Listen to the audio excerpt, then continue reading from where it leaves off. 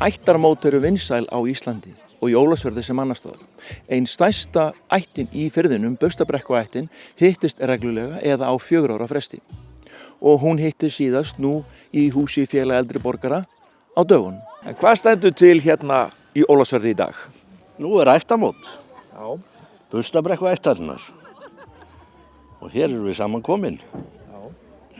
Það eru afkomendur Gottliebs Halldórssonar og Guðrúnar Frímannsdóttir sem bjuggu í Burstabrekku og eignuðust 10 börn, komust 9 á legg og afi var fæddur 1890, amma 1894 held ég, frekar 96 og þau eiga í dag 274 afkomendur.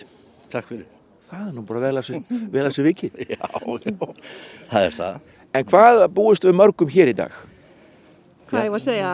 100, 150? Já, eitthvað slíkt. Svona vonandi, við vitum það ekki alveg. Og hvað verður gert?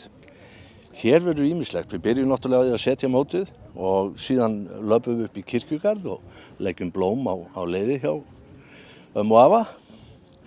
Og síðan verður komið hérna tilbaka aftur og þá erum við með alls konar gleðskap fyrir börnin og kaffi og flotta köku fyrir okkur. Og grillað? Já, við erum grillað í kvöld. Svo er grillað, svo er fjöldasöngur, svona miðjan daginn einhver tíman og fáum Siglfirðing í það með okkur, Stúlla og Sævar náttúrulega. Já, og við öll og síðan hérna kveikjum við upp í grillinu 6:30 og svo verðum við öll saman hérna í kvöld, njótum stundarinnar. Dansum og syngjum og höfum gaman.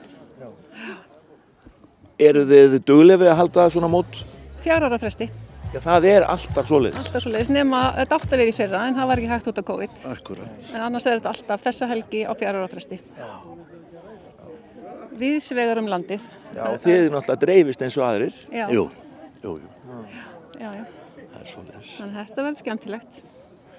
Tóm gleði. Og okkur kaffi og þá kemur eitt spilari og þá kannski fáum við að syngja pínulítið og hafa þetta gaman. En frá því að síðast ættamót var, þá hafa 3 kvartókur úr ættinni. Og það er Júlíana, það fór 2017, og Dómhildur 2019 og hann Jón frændi 2020. En við skulum bara hugsa fallega til þeirra. Já. Nú segi ég bara þetta ættamót sett.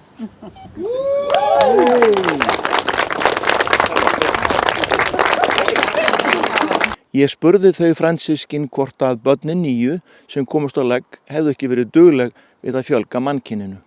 Já. Allir nema mamma. Já, mamma átti bara Því hún átti bara mig. Já. Var það langt undir meðaltali? Langt undir maður. Já. Það var bara ein sem átti 3 og restin átti 4, 5 og 6. Já, það var bara svoleiðis.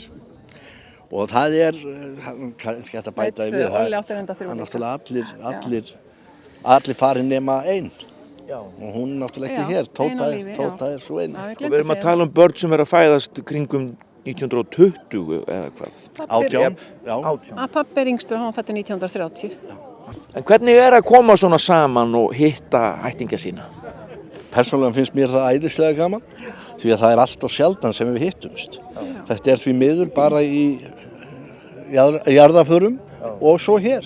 Því miður er það þannig og þyrfti að vera miklu oftar sem við getum hist. Þetta er svo gaman. Já, maður sér það líka, þetta er svo mikilvægt fyrir krakkana, eins og börnin mín. Þau eru búin að vera að kynnast öðrum krökkum og svo kemur það í ljós að þau eru bara náskild og kannski hittast á ættamóti hér og hafa ekki hugmyndum að þau séu skild. Akkúrat. Þannig að það er skemmtilega við þetta. Þetta er svona liður í að halda keðjunni við. Já, algjörlega.